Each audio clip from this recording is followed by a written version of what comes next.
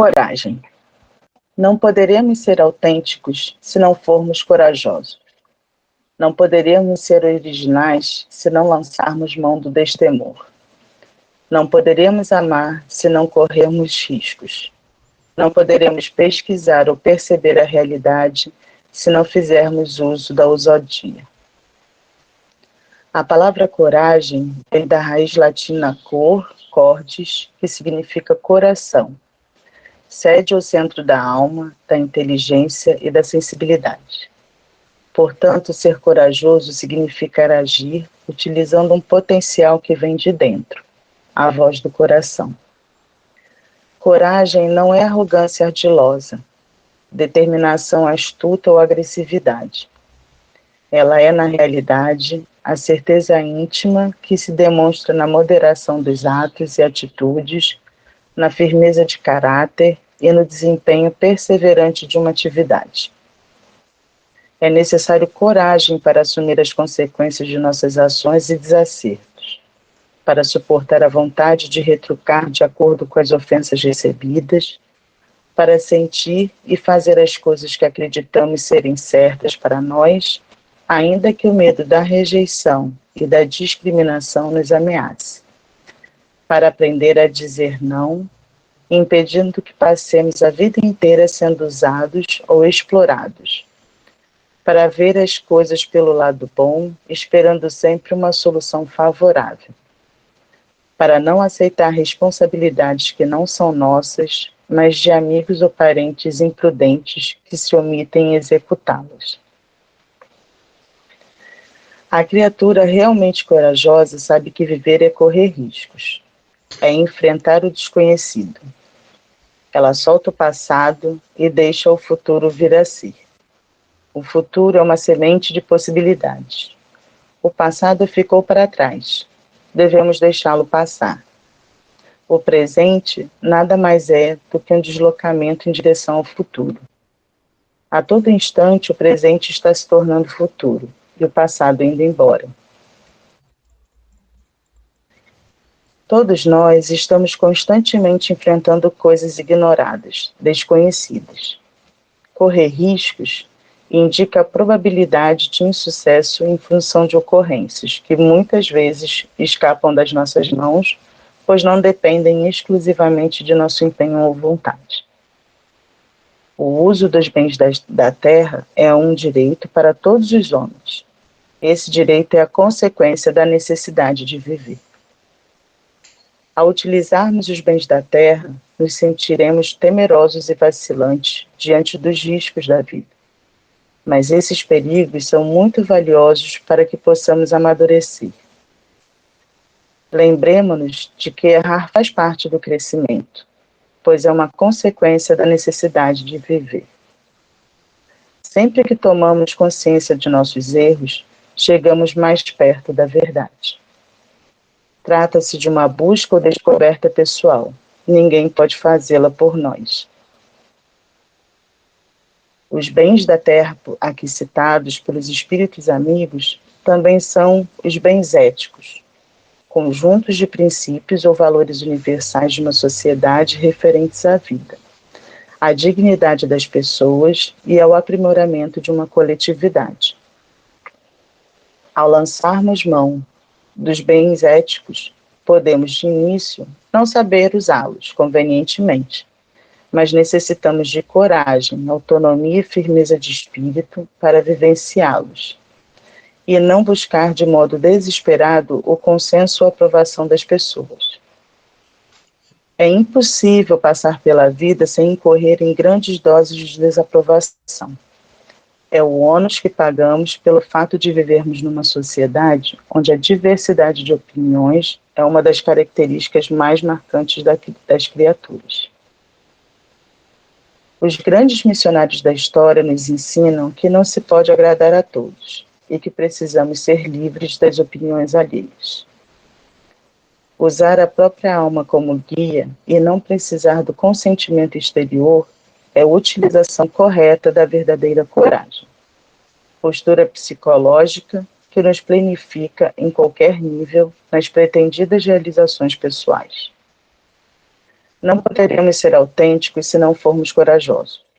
Não poderemos ser originais se não lançarmos mão do destemor.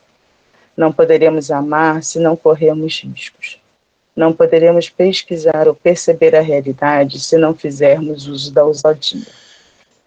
A coragem é uma qualidade interior que vem em primeiro lugar. Tudo mais acontece sucessivamente.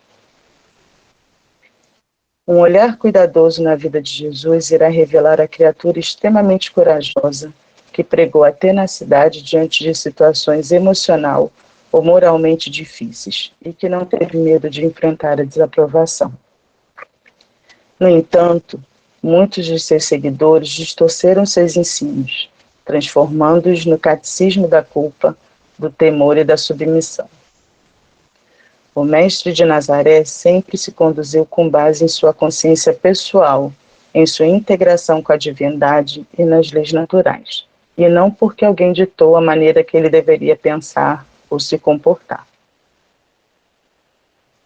O Cristo de Deus era dirigido por razões interiores que literalmente nada tinham a ver com o fato de que alguém possa ter gostado ou não do que ele tivesse dito ou feito.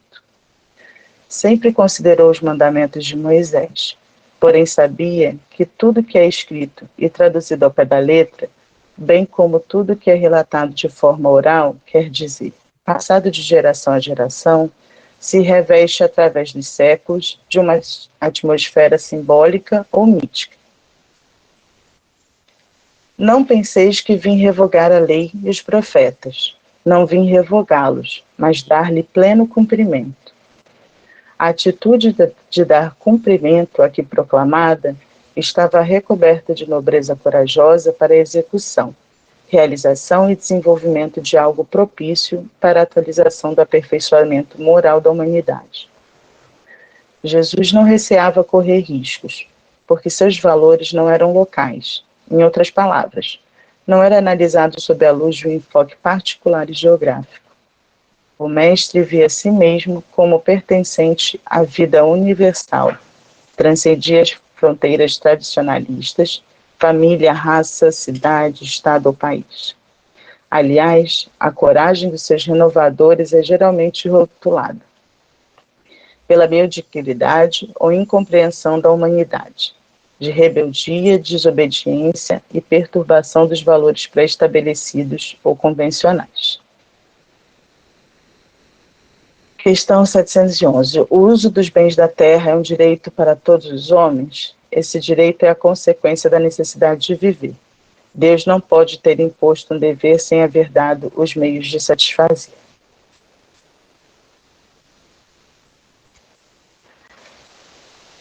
Continua? Alguém quer fazer alguma colocação? Merece muitas considerações. Pois é. O texto Assim, é... Nossa, estou impressionada. eu tive a compulsão de assim, mas eu não quis parar porque achei que o texto tinha que ser completo. Mas a cada parágrafo vinha uma lição muito grande, né? Que mais uma vez ele expõe para a gente um sentimento, né, que a gente acha que conhece, de uma forma totalmente diferente da nossa percepção. Vamos exagerar, né? Mas até um pouco mesquinha que a gente tem do significado das palavras, dos sentimentos. Né? E é engraçado, né? A Neuza falou, né, que estava pensando na música que estava tocando antes. Tudo é concatenado, tudo tem uma ligação e um porquê. A coragem tem tudo a ver com o nosso grupo. Porque só o fato da gente se predispor a se unir para vibrar pelo mundo já é um ato em si de coragem, de sair da mesmice e fazer algo diferente. E essa coragem que ele prega aqui está ligada intimamente com cada palavra que a gente emite, com cada pensamento que a gente tem, com cada atitude, com cada ato. É ser aquilo que a gente precisa ser, não apenas o que a gente quer ser, mas o que a gente foi criado para ser. É ter coragem de assumir isso. É ter coragem de saber que a gente está num mundo em que a maioria pensa de uma forma diferente, que a vibração é adversa do que a gente gostaria que fosse ou pretenderia que fosse, e continuar e não ter medo da diversidade que a gente vai encontrar pelo caminho, das dificuldades que a gente vai ter em relação a isso. E tudo isso foi um introdutório para dizer o que passou comigo agora de manhã, porque eu abri o texto, aí fui ver a música e tudo foi se ligando. E a coragem veio intimamente ligado na hora que eu fui fazer a minha vibração individual antes da gente se encontrar, que gerou exatamente nesse tema, coragem que nós precisamos ter para cumprir o nosso papel, para ir aonde a gente tem que ir, falar o que a gente tem que falar, sem esperar que alguém faça pela gente. Cada um de nós tem um papel específico em tudo isso que está aqui. E não nos cabe mais atrasar essa caminhada. A gente não tem mais desculpa para dar. A gente tem coragem de assumir o que a gente tem que fazer. E ele cita aqui Jesus, que ele fez isso sozinho. E a gente, para começar a pensar nisso, a gente primeiro teve que se unir num grupo para se sentir confortável e seguro. Mas nós temos plena capacidade de seguir isso sozinhos. A nossa união é para fortalecimento ainda maior das distâncias que a gente pode alcançar.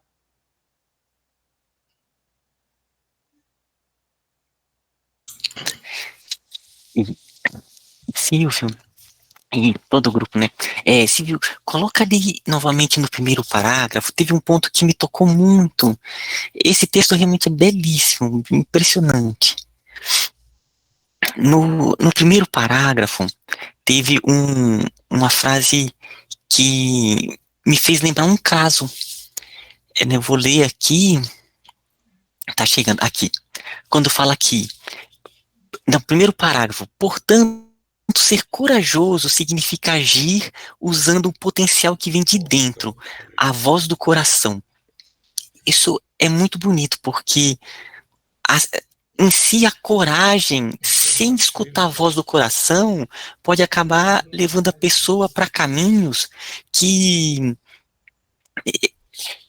não são, que acabam que é uma coragem, mas que vai trazer reações que não são boas, porque não está seguindo aquela voz do coração.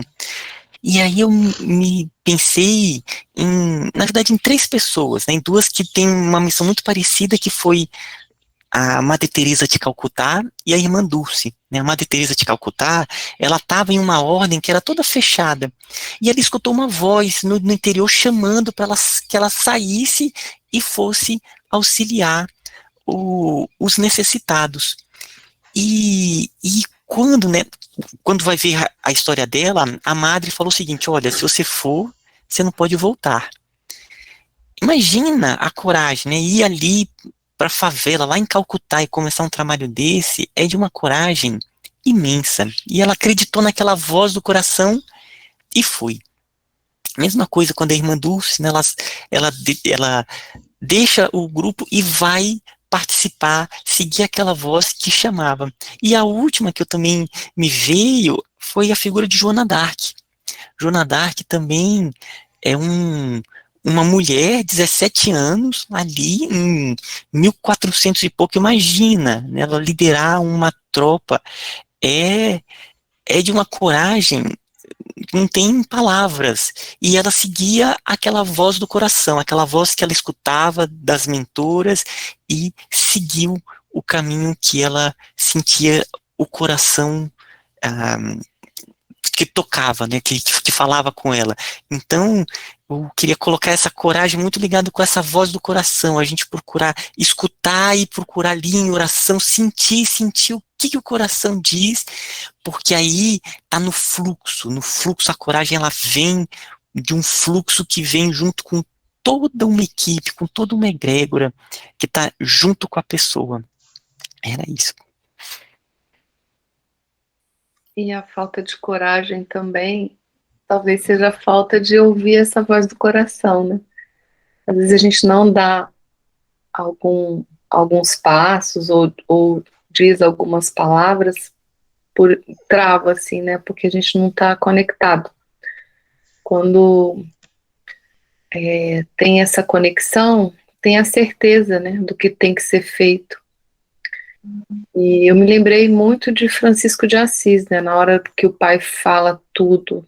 Para mim foi vindo assim ele, a determinação, né, a certeza do que ele tinha que cumprir. E lamento, né, meu pai, por toda a expectativa, sei de onde eu vim, quais são suas, mas o meu chamado é respondendo ao Pai Maior, né? Então, é isso, a gente está nessa conexão, é muito, muito bonito, vai abrindo essa possibilidade da gente ter a certeza do que tem que ser feito, né? E as atitudes corretas a serem feitas também.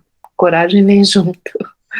Um exemplo que a gente tem muito próximo é o Divaldo, né? A trajetória do Divaldo é exatamente isso que o Ismael estava dizendo. Não só ouvir, mas compreender a voz que vem do coração. E para quem pesquisar, conhecer o trabalho que ele desenvolveu, a Mansão do Caminho, assim, é uma coisa fantástica. Eu estava pensando do contrário, né? Do medo. Que é interessante quando o Ismael colocou dessa coisa que vem do coração. Porque não quer dizer que num ato de coragem a gente não tenha medo, né? A gente, quando eu acho assim, às vezes é do coração, é aquilo que tem que ser feito.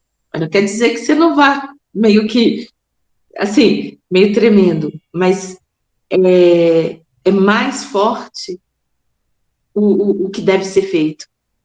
Então, assim, é interessante isso da coragem, que é diferente do temeroso, né? Daquele que não pensa e que é diferente. O temeroso, ele vai sem eu acho que não é esse chamado do coração, mas o chamado do coração, você vai, mesmo que você esteja tremendo, você vai, mesmo com tudo, você vai. E aí as pessoas às vezes acham que aquela pessoa nossa, você é corajosa, mas não é corajoso nesse sentido que a gente vê, né? É o é essa chamada mesmo, é o dever.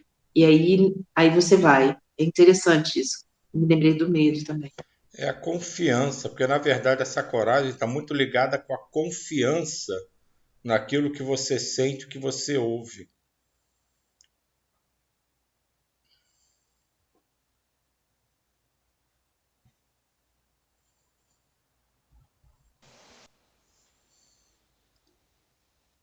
Gente, eu vou continuar então. Coragem. Autoreflexão ou a atitude de mantermos um constante intercâmbio Peraí, com... Elisa, deixa eu checar Desculpa, aqui Silvia. na parte que tá para eles poderem acompanhar. Desculpa.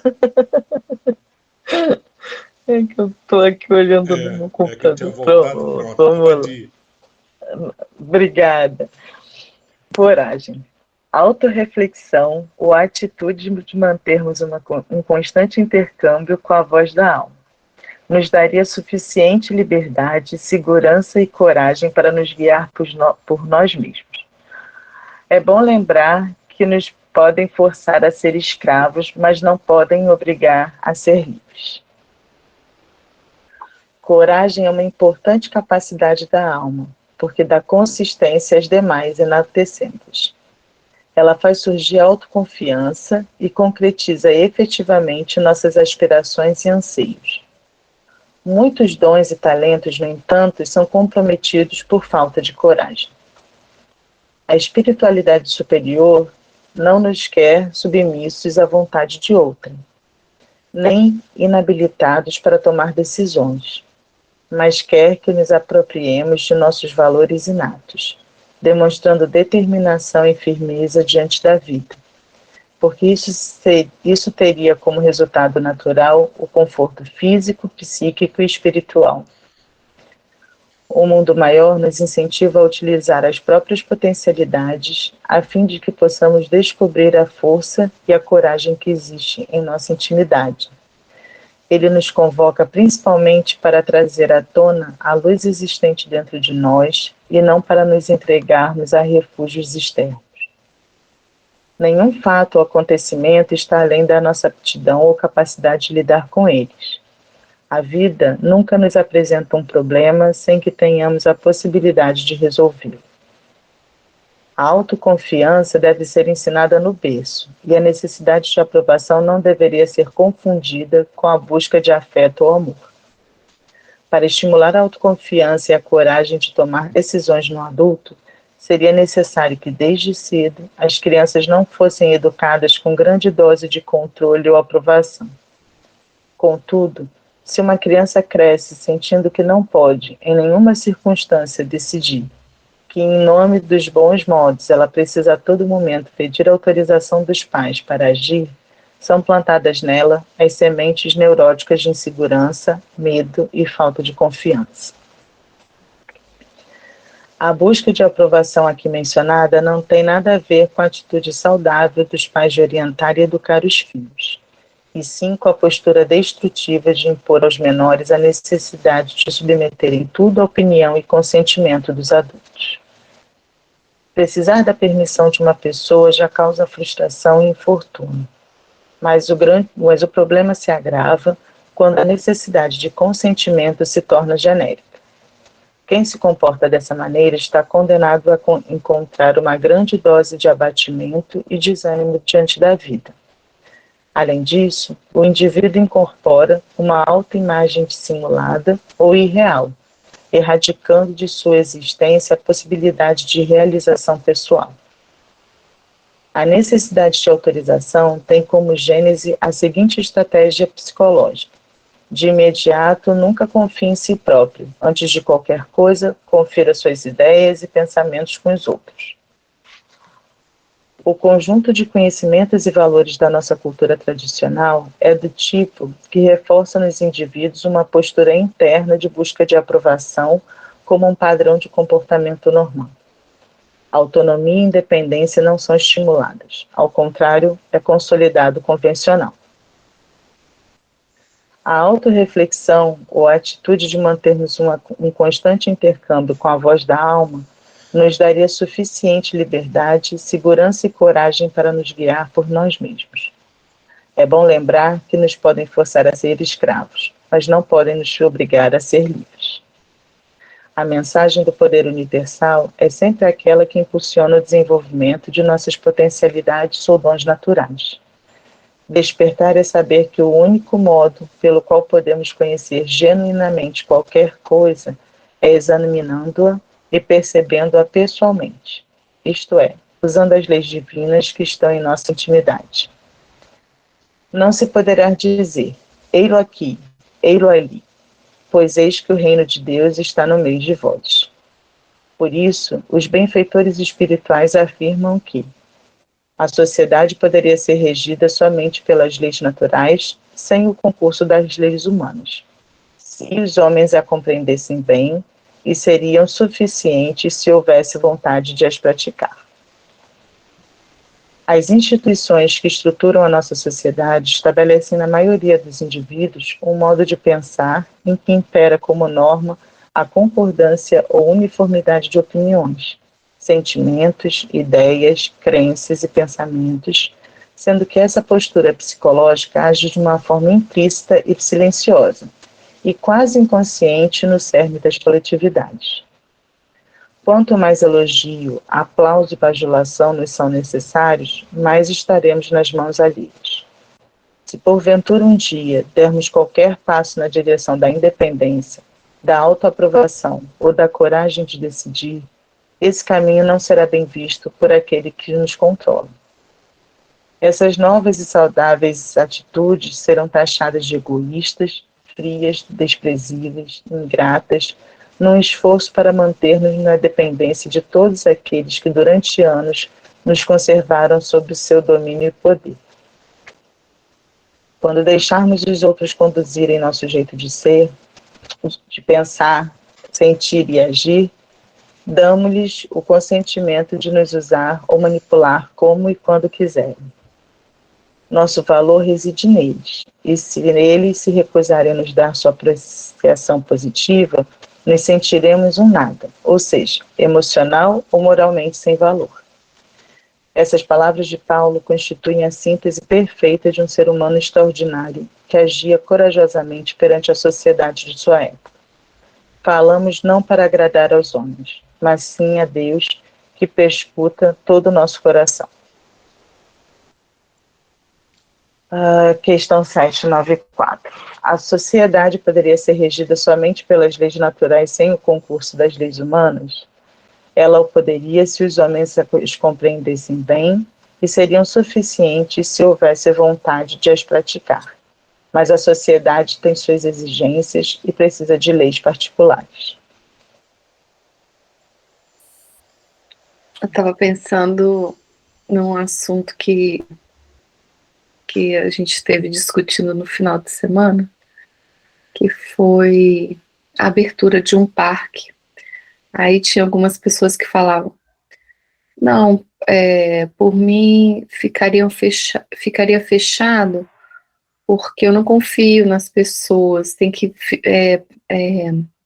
aumentar a segurança do local para não deixarem as pessoas irem, né? E a gente falava assim, ao contrário, né? Você tem que dar a possibilidade das pessoas entrarem, confiar, né? E justamente essas leis, né? As leis humanas para estabelecer um bom uso, né? Para ter a boa. E aí era o lado assim